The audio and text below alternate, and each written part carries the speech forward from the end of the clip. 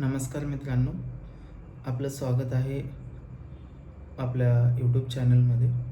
त्या चॅनलचं नाव आहे trade with Omkar. आज आपण ट्रेडिंगमधलं जे बिगेस्ट जे सिक्रेट आहे, जे कन्सिस्टन्सी प्रॉफिटमधलं, त्याच्याबद्दल आपण थोडी माहिती जाणून घेणार आहे. की तुम्हाला माहीत असेल की 90% जे काही ट्रेडर्स आहेत ते लॉसमध्ये काय असतात, म्हणजे कशामुळं असतात. तर याच्या मागचं जे सगळ्यात मोठी जी गोष्ट आहे ती म्हणजे आहे ट्रेडिंगची जी सायकॉलॉजी. ट्रेडिंगची सायकॉलॉजी बिल्ड करणं हे खूप इम्पॉर्टंट गोष्ट आहे. तर काही लोकं ट्रेडिंग करत असताना हे इमोशनवरती ट्रेड करतात. तर आपण इमोशन म्हणजे काय आहे, हे काय असतं याच्याबद्दल पण आपण जाणून घेऊया. इमोशन म्हणजे सपोज आता तुम्हाला एखाद्या इंडेक्स किंवा एखाद्या स्टॉकमध्ये तुम्हाला ट्रेड घ्यायचा आहे. मग त्याच्यामध्ये ट्रेड घेत असताना तुम्ही कधी-कधी कसे ट्रेड घेता, की बाबा चला मार्केट चालू आहे, आपण ट्रेड घेऊया. पण ही एकदम चुकीची पद्धत आहे.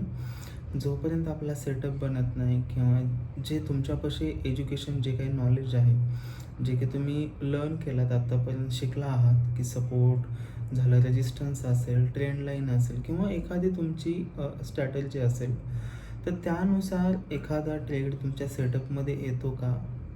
तो आला तरच तुम्ही ट्रेड घेता का? म्हणजे रूल बेस्ड तुम्ही ट्रेडिंग करता का? हे पण समजून घेणं खूप महत्त्वाचं आहे. सपोज जर तुम्ही रूल बेस्ड जर ट्रेडिंग करत असाल, तर तुम्ही त्याच्यामध्ये सेटअप फॉलो करताय, तुम्ही त्याच्यामध्ये रिस्क रिवॉर्ड फॉलो करताय, तर याच्यामुळे तुम्ही लॉसमध्ये नाही जाऊ शकत. जर तुम्ही ह्या गोष्टी जर फॉलो करत असाल, तर मग लॉसमध्ये जातं कोण? जे की जे जे लोकं रूल फॉलो नाही करत आहे. ठीक आहे. रूल फॉलो करणं हे खूप इम्पॉर्टंट गोष्ट आहे आणि तुम्हाला ते रूल फॉलो करावे लागेल. जोपर्यंत आपण रूल फॉलो करत नाही तोपर्यंत आपण ट्रेडिंगमध्ये सक्सेसफुल नाही होते.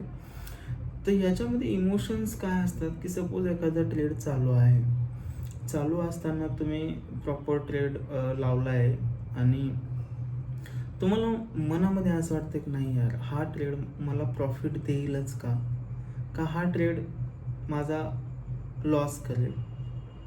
मनामध्ये जे फीलिंग्स येतात एखादा ट्रेड चालू असताना, त्यालाच आपण इमोशन्स म्हणतो.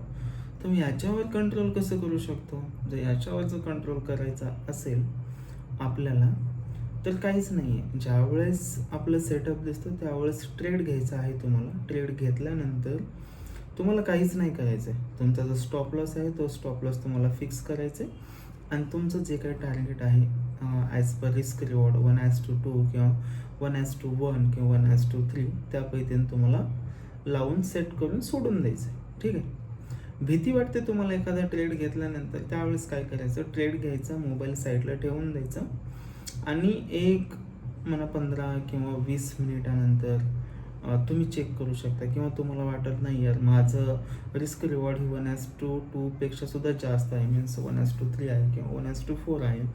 तिथपर्यंत जाण्यासाठी कमीत कमी आपल्याला 15 मिनिटाच्या 3 किंवा 4 कॅन्डल लागतात. तर 15 मिनिटानुसार की 1 तास तुम्ही वेट करा. त्याच्यानंतर तुमचा मोबाईल तुम्ही चेक करा. यांनी काय होईल, जे तुमच्या मनामध्ये जे काही फिअर्स आहेत, तर हे वाले फिअर्स कमी होतील. आणि मी सांगतो की तुम्हाला कुणी सांगितलं म्हणून तुम्ही इमोशन कंट्रोल कराल नाही.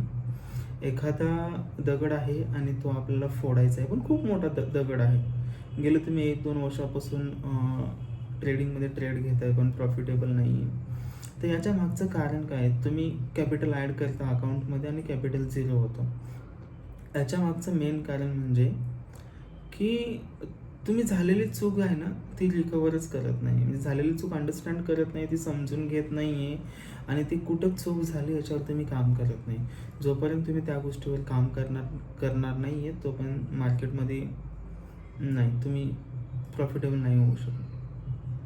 मग ह्या गोष्टी करायच्या तरी कशा करायच्या? तर ह्याच्यासाठी एकच पर्याय आहे. दिवसातले फक्त 2 ट्रेड घ्यायचे.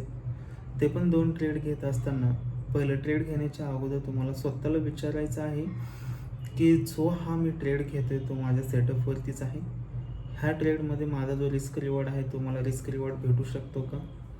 आणि ह्या सगळ्या गोष्टी तुम्हाला एका जनरलमध्ये म्हणजे एखाद्या नोटबुकमध्ये म्हणजे एखाद्या वहीमध्ये तुम्हाला लिहून ठेवायच्या आहेत. सगळ्या गोष्टी लिहिल्यानंतर तुम्हाला फक्त एक शांतपणे आहे ना, निवांत सेटअप किंवा स्क्रीनच्या पुढे तुमच्याकडे लॅपटॉप असेल किंवा मोबाईल असेल फक्त बघायचं आहे.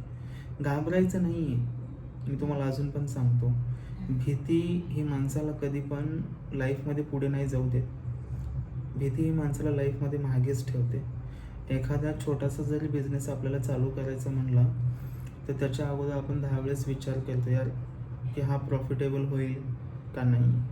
याचे फक्त आपण प्रॉज आणि कॉन्स शोधत असतो. पण मला वाटतं की एखादा डिसिजन घेतल्यानंतर जोपर्यंत आपण सक्सेस होत नाही तोपर्यंत तो सोडायचा नाही आहे. मग त्याच्याबद्दल आपलं जे फायनान्शियल आहे हे पण तुम्हाला मॅनेज करायचं आहे. असं नाही आहे की बाबा कोणाकडून तरी पैसे घ्यायचे आहेत आणि सगळ्या काही गोष्टी आपल्याला करायच्या आहेत. ह्या पण गोष्टी कधी चुकून करू नका. जे तुमच्याकडून जितकं रिस्क तुम्ही ॲपेटाईज करू शकता, जितकं तुम्ही ॲडजस्टमेंट करू शकता तेवढ्यावरतीच करा. कारण ह्या गोष्टीची ज्यावेळेस तुमचा लॉस होतो आणि ज्यावेळेस तुम्हाला लत लागलेली असते तेव्हा तुम्ही रिव्हेंज ट्रेडिंग करता. ज्यावेळेस तुम्ही रिव्हेंज ट्रेडिंगमध्ये घुसता ना त्यावेळेस तुम्हाला समजत नाही यार ॲक्च्युली मी काय करायला पाहिजे, कसं करायला पाहिजे, हे काहीच नाही समजत आणि तुम्ही ट्रेडवर ट्रेड पंच करता. ज्यावेळेस तुमचं कॅपिटल पैसे संपतात तेव्हा तुम्ही मित्राकडून किंवा कुण्या पाहुण्यांकडून कुण्या रिलेटिव्हकडून तुम्ही पैसे घेता आणि ते घेतलेले पैसे तुम्ही मार्केटमध्ये टाकतात आणि ते पण पैसे लॉस होतात. तर लॉस होण्यामागचं एकच कारण आहे, ज्यावेळेस तुमच्यापाशी पैसे होते त्यावेळेस जे काही तुमचं कॅपिटल होतं त्या कॅपिटलवरती ज्यावेळेस तुमच्या ज्या चुका झाल्या त्या चुका तुम्ही ओव्हरकम केल्या असतात. ज्यावेळेस नेक्स्ट टाईम तुम्ही कॅपिटल डिपॉझिट करताय, तुमचा फंड ज्यावेळेस तुम्ही ॲड करताय, जर प्रिव्हियस झालेल्या चुका जर तुम्ही ओव्हरकम केल्या असतं तर नेक्स्ट टाकलेलं कॅपिटल हे तुमचं कधी पण वाईपआउट झालं नसतं. मला काय म्हणायचं, सपोज 10 ट्रेडपैकी तुमचे 5 जरी ट्रेड किंवा 6 जरी ट्रेड तुमचे ओके असतील किंवा 5 जरा 50% जरी रिस्क रिवॉर्ड जरी धरलं तरी तुम्ही प्रॉफिटेबलमध्ये राहता. मग ट्रेड मॅनेज कसं करायचं ह्या पण काही गोष्टी येतात, तर ते पण आपण येत्या 1-2 मिनटामध्ये ट्रेड मॅनेजमेंट पण मी तुम्हाला सांगतो की फिअर आणि ग्रीड लालच तर कधी करूच नका. 1 ते 2 ट्रेड घ्या फक्त, त्याच्या व्यतिरिक्त तुम्ही ट्रेड घेऊच नका. मी ते सांगतो तुम्हाला जर प्रॉफिटेबल व्हायचंच आहे. मग ओव्हर ट्रेडिंग करायचे असेल तर मग त्याच्यावर कंट्रोल मी जरी किती तुम्हाला सांगितलं माझेच नाही. आता हे तर मी नवीन यूट्यूब चॅनल चालू केलं आहे, मी याच्यावर तुम्हाला सांगतो आहे. माझ्या अगोदर तुम्ही जितके काही चॅनलवरती व्हिडिओ बघितले त्याच्यात पण तुम्हाला त्याच गोष्टी सांगितल्यात. मोस्टली लोक तुम्हाला तेच सांगतात तरी तुम्ही फॉलो करत नाही. तर आता मी जे सांगतो ते तुम्ही फॉलो करत चालच याची काही गॅरंटी. म्हणून मी तुम्हाला सांगतो त्या मोजक्याच गोष्टी आहेत. 1 नाही तर 2 ट्रेड बस, नंतर सिस्टम बंद, दुसऱ्या दिवशी हेच फॉलो करायचे 1-1.5-2 मंथ. याच्यानंतर तुम्हाला रिझल्ट येईल. तुम्ही नोटबुकमध्ये तुम्ही झालेल्या चुका एकदा चेक करा की बाबा मी काल काय चूक केली होती, त्याला कसं ओव्हरकम करू शकतो, कुठल्या ट्रेडमध्ये मला इमोशन्स आले होते हे तुम्ही लिहून ठेवा. एखादा ट्रेड तुम्ही इमोशन बेस घेतला तर तो trade may be by chance लॉसमध्ये पण जाऊ शकतो और प्रॉफिटमध्ये पण जाऊ शकतो. तर मला वाटतं एखादी सिस्टम जर तुमच्यापाशी रेडी असेल ना, जो पण ती सिस्टम बोर होत नाही, जो पण ती स्ट्रॅटजी तुम्हाला बोर होत नाही तो पण तुम्हाला ट्रेड पंच करायचं आहे. ज्यावेळेस ती गोष्ट तुम्हाला बोर व्हायला लागेल ना त्यावेळेस तुम्ही ॲटोमॅटिक प्रॉफिटेबल झोनमध्ये जा. म्हणजे तुम्हाला लाईफमध्ये अचीव करायचं त्या गोष्टी तुम्ही ॲटोमॅटिकली अचीव करायचं. तर समजलं असेल की काय बिगेस्ट एनिमी आहेत आणि काय जे काही मी तुम्हाला आता पण माहिती दिली. हे जर माहिती आवडली असेल तर आपल्या यूट्यूब चॅनलला लाईक करा, सबस्क्राईब करा आणि शेअर करा. आणि अशाच नवीन व्हिडिओसाठी मी तुम्हाला दररोज एक व्हिडिओ सायकोलॉजीबद्दल देईल, काही व्हिडिओ तुम्हाला एज्युकेशनबद्दल देईल की एखादा ट्रेड कसा पंच करायचा आहे किंवा झालं काय सगळं झाल्यावर इथे लाईक शेअर नंतर चालूच आहे. बंद करते, कट कर दिलं.